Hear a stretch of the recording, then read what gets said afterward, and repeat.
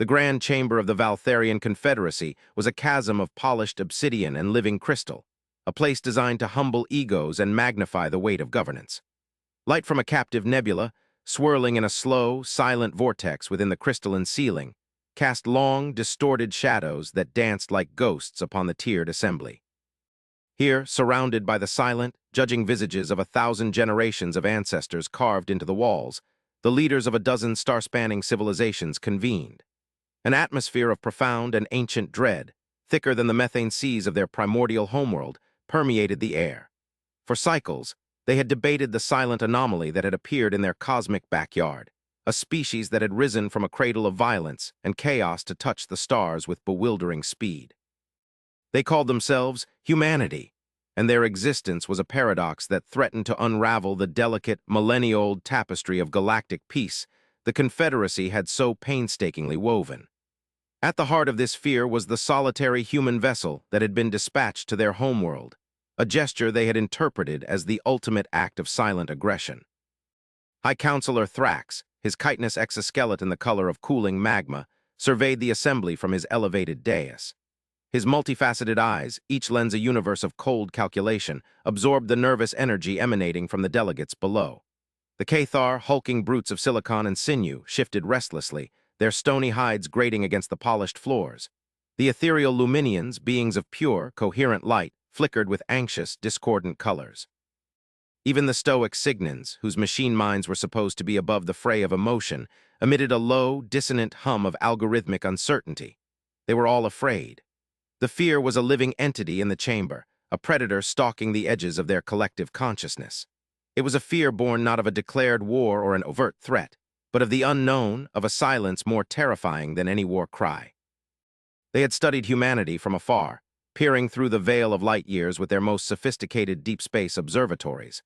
What they had seen was a history steeped in conflict, a relentless, self-destructive cycle of creation and annihilation.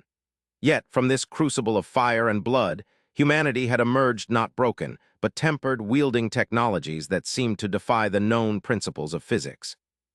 The silence from the human vessel persists, Thrax's voice resonated through the chamber, a deep guttural vibration that carried the weight of his authority. For 3 full rotations, it has maintained its position in high orbit, a dagger poised above our world. It has answered none of our hails, acknowledged none of our protocols. It simply waits. He paused, letting the gravity of his words settle upon the delegates. We dispatched our most formidable warship, the Harbinger of Sorrow, a vessel designed not for war but for a statement, a demonstration of our resolve. We sent it to their home system, a clear message that their silent intrusion would not be tolerated. We expected a reaction, a protest, a declaration. We received nothing. Our ship reached their world, and then it too fell silent. A murmur rippled through the assembly. The Harbinger of Sorrow was the pinnacle of Valtharian engineering, a titan of exotic matter and focused energy, capable of sterilizing a continent or shattering a moon. The thought of it simply ceasing communication was inconceivable. It was more than a strategic loss. It was a psychological blow, a crack in the armor of their perceived invincibility. It was a move of such audacious confidence from the humans that it bordered on madness. The question before this council remains, Thrax continued, his voice hardening. Is this a prelude to invasion? Or is it a form of communication so alien, so utterly outside our understanding, that we are misinterpreting it as hostility? Delegate Corvin of the Luminians pulsed with a soft, conciliatory azure light. High Counselor, perhaps we have been too hasty in our judgment. Our historical archives are filled with cautionary tales of first contacts gone awry due to misinterpretation. Is it not possible that the humans are merely cautious? Their history, as you have noted, is one of internal strife. They may perceive us as a threat, and their silence is a shield, not a sword. A harsh, grating sound of dissent came from the Cathar delegation. Their leader, a behemoth named Grak, rose to his full, intimidating height. Caution! The Luminians see caution in a silent warship parked above our capital. I see contempt. I see an enemy measuring our defenses, probing our weaknesses. They sent a single ship because they are confident it is all they need. And what of our Harbinger? To capture such a vessel requires a level of technology that surpasses our own. This is not Cautio. It is a display of power, a declaration of dominance. Grak slammed a massive, stony fist onto his dais, the impact echoing like a seismic shock. We must act. We must treat this human vessel as the vanguard of an invasion fleet and eliminate it before it is too late. The debate raged, a storm of conflicting ideologies and primal fears. The Confederacy, for all its power and ancient wisdom, was a fragile alliance, a coalition of species bound by a shared fear of the chaotic void beyond their borders.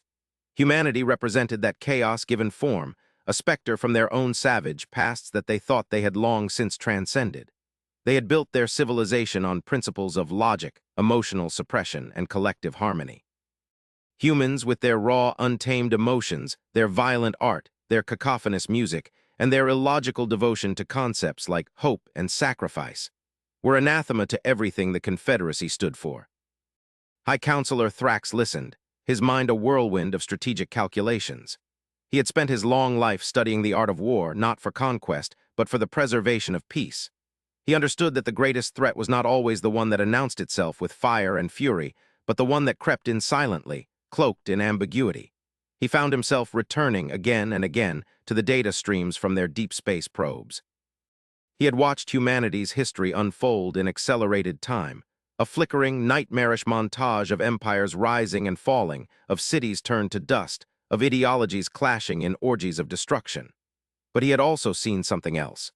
He had seen them rebuild again and again from the ashes of their own folly. He had seen them reach for the stars not with the unified purpose of a hive mind, but with the chaotic, competing ambitions of individuals, a dissonant chorus that somehow, against all logic, produced a symphony of progress. And then there was the matter of the ship they had sent to Earth. The Harbinger of Sorrow was not its true name. That was a designation for public consumption, a piece of propaganda to project an image of strength. Its classified internal designation was the Emissary's Tier. It was not a warship in the conventional sense. It was a vessel of last resort, a weapon so terrible that its use was considered a failure of diplomacy on a galactic scale.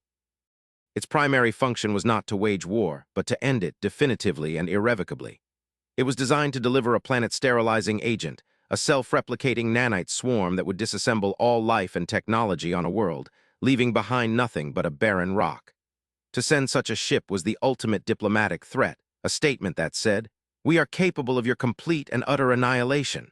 Do not provoke us." They had sent this message of ultimate terror to humanity, and humanity had responded with silence. And then they had sent their own ship, a single, elegant vessel of unknown design, which now hung in their sky like a patient god. As the debate in the chamber reached a fever pitch, a junior technician, a young Valtharian barely past his molting cycle, scurried up to Thrax's dais, his antennae trembling with agitation. He leaned in, whispering urgently into the High Counselor's auditory sensor. Thrax's multifaceted eyes widened almost imperceptibly. The cacophony of the chamber seemed to fade into a distant hum.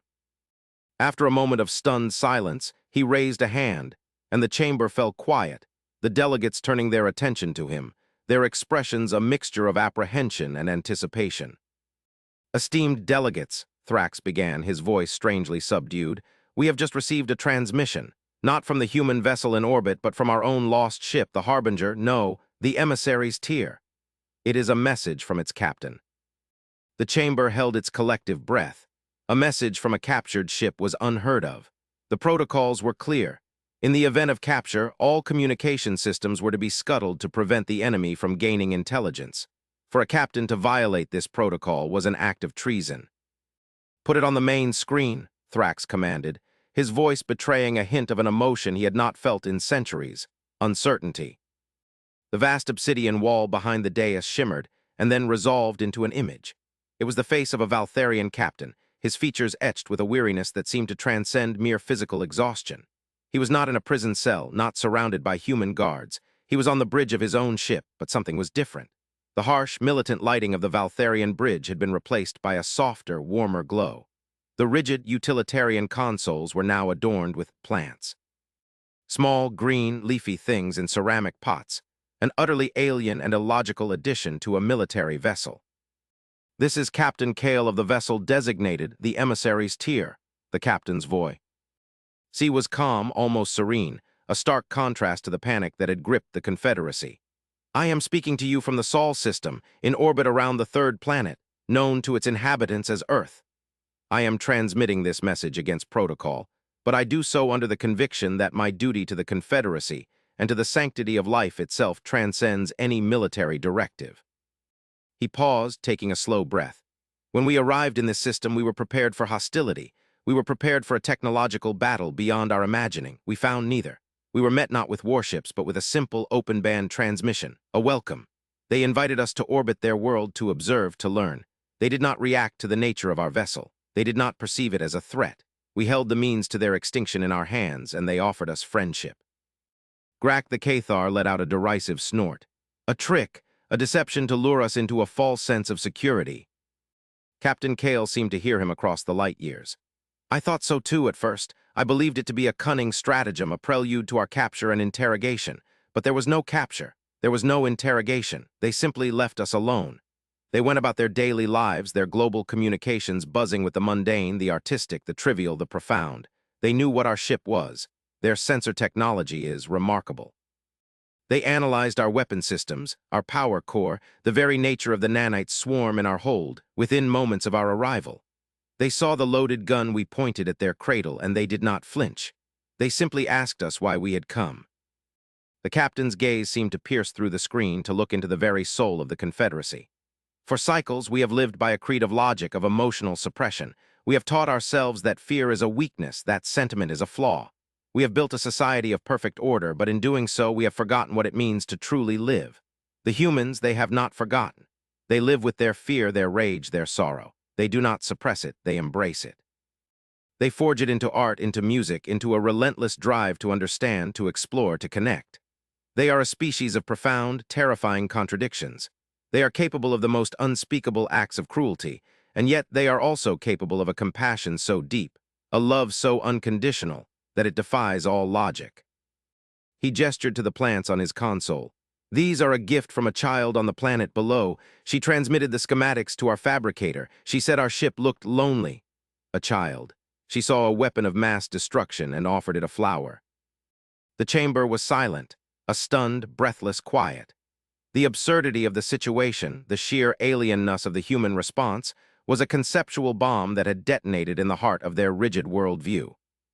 "The ship in our orbit," Kale continued, "is not a warship. It is an ark. It carries a single occupant, an ambassador. His name is Arthur. He has been waiting for you to speak to him. He has been waiting for you to overcome your fear. The humans did not send a weapon to our world. They sent a teacher. And as for my ship, I will not be returning. I have been granted asylum. My crew has been offered the same choice. Many have accepted. We will remain here to study, to learn. To remember what it is we have lost." His final words hung in the air, a chilling epitaph for a way of life. "I have seen their world. I have listened to their stories, their music, their poetry. I have witnessed their capacity for both great darkness and blinding light, and I have come to a single, undeniable conclusion. We did not send a dangerous ship to Earth. We are the dangerous ship, and this captain, he never wanted to leave." The transmission ended, leaving the image of the serene, plant-adorned bridge burned into the minds of the assembled delegates. The silence that followed was different from the one that had preceded it. It was no longer the silence of fear, but the silence of profound, world-shattering revelation. High Counselor Thrax looked at the faces of his fellow leaders, and for the first time he saw not the stoic, logical masks of the Confederacy, but the bewildered, questioning eyes of children staring into a universe far larger and more complex than they had ever imagined.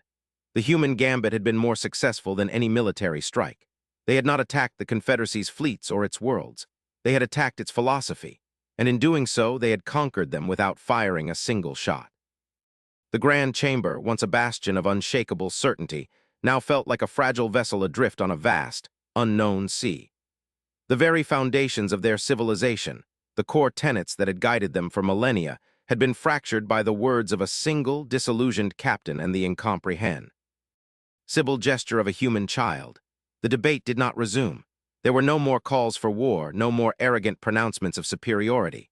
There was only a deep, collective introspection, a silent, agonizing reappraisal of their own existence. The human ship in their orbit no longer seemed like a dagger, but a mirror, forcing them to confront the barrenness of their own, perfectly ordered souls. High Counselor Thrax, his mind reeling with the implications of what he had just witnessed, finally found his voice. It was quieter now, stripped of its former authority, replaced by a raw, unvarnished humility. "Open a channel to the human vessel," he commanded, his words echoing in the vast, silent chamber. "Tell the ambassador we are ready to listen."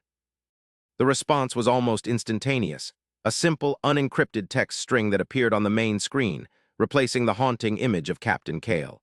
It was a language of elegant, flowing symbols, a script that seemed to dance with an inherent grace. Their translation algorithms, the most advanced in the galaxy, worked furiously, cross-referencing, deciphering, until the message resolved into their own harsh, angular script. The words were simple, yet they carried a weight that seemed to bend the very fabric of spacetime. "We have been listening all along." The arrival of the human ambassador, Arthur, was an event of quiet, understated gravity that stood in stark contrast to the pageantry and ceremony that typically accompanied diplomatic encounters of this magnitude. There was no grand procession of warships, no thunderous fanfare. A single, small shuttle, a vessel of such elegant, minimalist design that it seemed more a piece of sculpture than a machine, detached itself from the orbiting arc and descended through the atmosphere with a silence that was more unnerving than any roar of engines. It settled onto the designated landing platform in the heart of the Valtharian capital, a city of towering, crystalline spires and perfectly manicured gardens, with the gentle grace of a falling leaf. The welcoming delegation, led by High Counselor Thrax himself, stood in rigid formation, their ceremonial armor gleaming under the pale, alien sun. They had prepared for this moment with meticulous care, studying every fragment of data they had on human physiology and culture, trying to anticipate the needs and protocols of their guest. They had prepared for a being of intimidating stature, a warrior diplomat exuding an aura of power and authority. They were not prepared for the being that emerged from the shuttle. Arthur was unassuming. He was of average height for his species, his body covered in a simple, dark, utilitarian garment that bore no rank or insignia. His face was a canvas of soft tissues, his features mobile and expressive in a way that the Valtharians, with their rigid chitinous faces, found both fascinating and deeply unsettling. There was a network of fine lines around his eyes and mouth, a testament to a life of emotions felt and expressed, a concept alien to their culture of stoic suppression. But it was his eyes that held their attention. They were a deep, contemplative brown, and they held a profound, unshakable calm, a placidity that seemed entirely at odds with the chaotic, violent history of his species. He carried no weapon, no device of any kind. He was accompanied by no guards, no aides, no entourage. He was utterly, terrifyingly alone. He walked toward them, his movements fluid and relaxed, his gaze sweeping over the imposing architecture of their city, the ranks of their honor guard, the anxious faces of their leaders. There was no fear in his eyes, no arrogance, only a quiet, patient curiosity. He stopped before High Counselor Thrax, inclining his head in a gesture that their translators identified as a sign of respect. "High Counselor Thrax," he said, his voice a calm, resonant baritone. The Valtharian language, a complex series of clicks and guttural stops, flowed from his lips with perfect, unaccented fluency. This in itself was a shock. For an alien to master their language so completely, with all its subtle nuances and intricate grammar, would require a level of neurological adaptability that was simply unheard of. "Thank you for agreeing to meet with me. My name is Arthur. I am here to answer your questions." Thrax, for the first time in his long and storied career, found himself at a loss for words. All the prepared speeches, the carefully crafted diplomatic overtures, the veiled threats and subtle power plays seemed utterly useless in the face of this being's disarming simplicity. He had expected a negotiation, a confrontation, a battle of wills. He had not expected a conversation. "You have mastered our language," Thrax stated, the words coming out more as an accusation than a compliment. Arthur offered a small, enigmatic smile. "Language is the bridge between minds. To understand you, we must first understand how you think, how you perceive the universe. Your language, with its rigid structure and its lack of emotional descriptors, tells us a great deal about your civilization. It speaks of a people who value order above all else, who have sought to excise the chaos of sentiment from their existence." The assembled delegates shifted uncomfortably. To have their entire cultural ethos so accurately and succinctly summarized by an outsider was disquieting. It was as if this human could see through their carefully constructed facade, into the very core of their being. "You sent a weapon of planetary annihilation to our homeworld," Thrax said, his voice regaining some of its edge.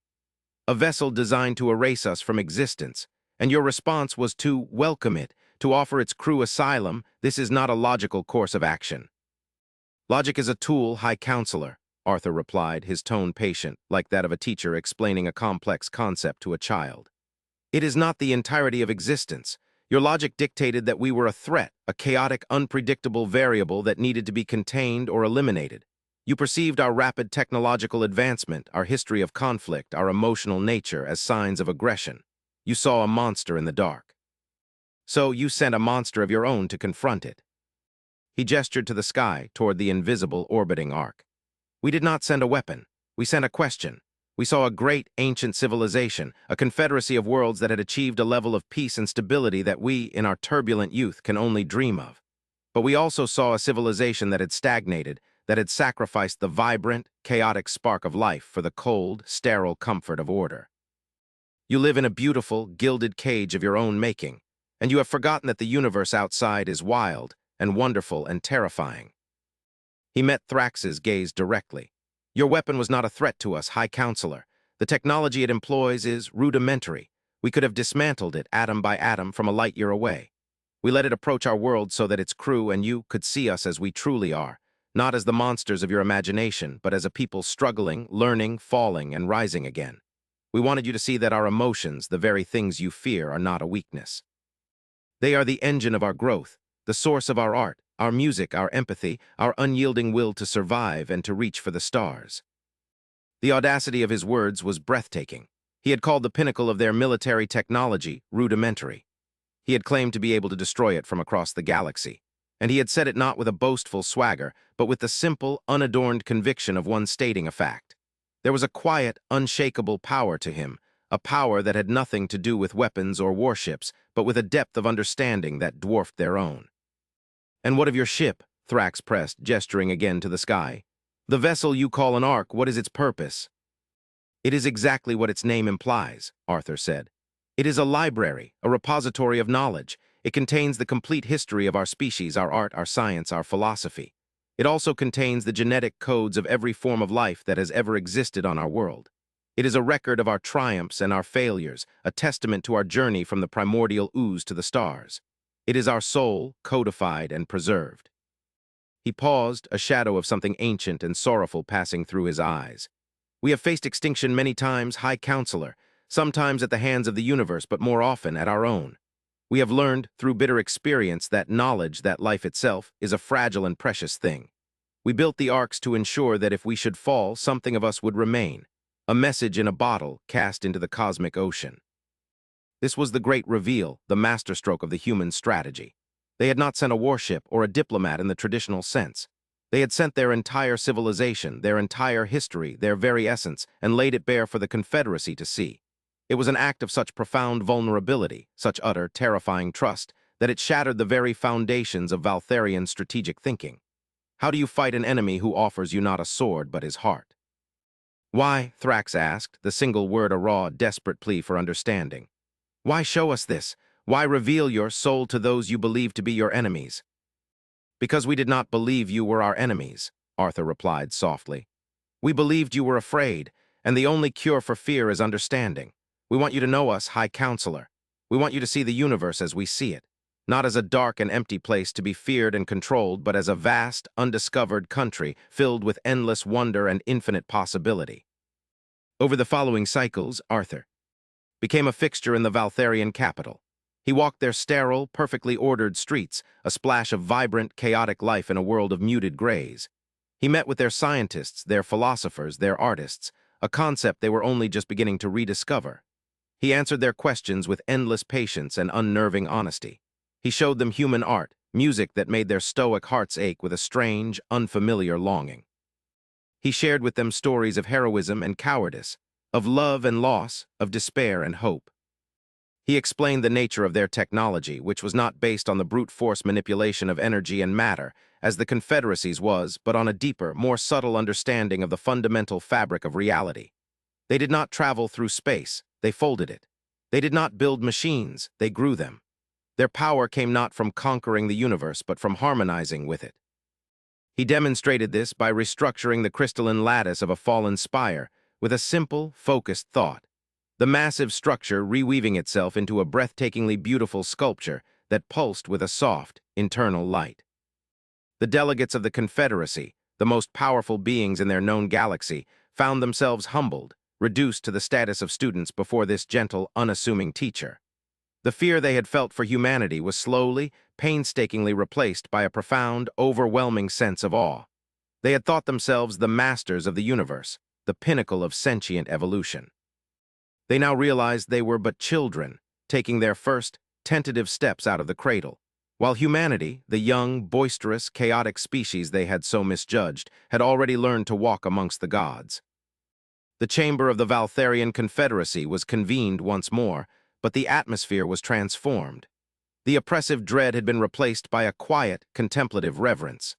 The delegates, who had once debated the annihilation of humanity, now spoke of them with a respect bordering on worship. They had seen the contents of the Ark, the sprawling, epic, tragic, and beautiful story of a species that had clawed its way to sentience, and then to the stars, not by suppressing its nature, but by embracing it in all its terrible, glorious complexity. Arthur stood in the center of the chamber, not as a supplicant, but as an honored guest. The nebula in the ceiling seemed to shine a little brighter, its colors more vibrant, as if the chamber itself was reflecting the newfound sense of hope that filled it. "We were wrong," High Counselor Thrax said, his voice resonating with a humility that would have been unthinkable just a short time ago. "We allowed our fear of the unknown, our fear of what was different, to blind us to the truth. We saw your history of conflict and judged you as savages.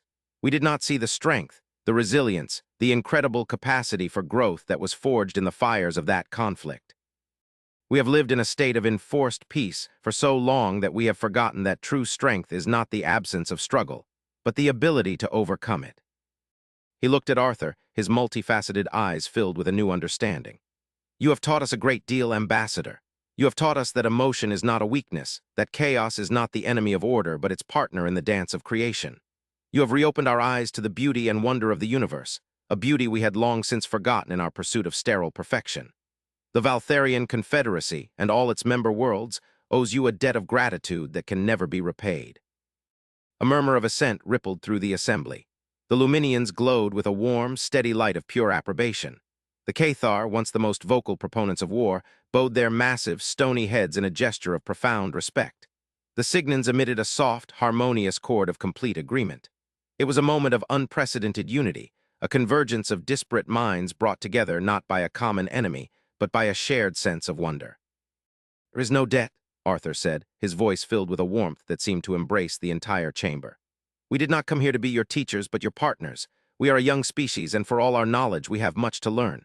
We have learned how to survive, how to innovate, how to reach for the stars. But you, in your long and peaceful history, have learned how to build a lasting society, how to govern with wisdom and foresight, how to live together in harmony. We have much to learn from each other." He looked around the chamber, his gaze meeting that of each delegate in turn. "The universe is a vast and lonely place. For too long, our two civilizations have stared into the darkness alone. I propose that we stare into it together." It was an offer of alliance, of a future shared. It was the culmination of everything that had transpired, the final, logical step in a journey that had begun with fear and ended in understanding. The Confederacy, which had once sought to destroy humanity, now stood on the precipice of embracing them as brothers. As High Counselor Thrax was about to formally accept the offer, a soft chime echoed through the chamber. It was a sound that had not been heard in millennia, the activation of a deep space, long-range listening array that had been dormant since the founding of the Confederacy, a relic of a bygone era when the galaxy was thought to be a more dangerous place. A technician, her face a mask of disbelief, appeared as a hologram beside Thrax's dais.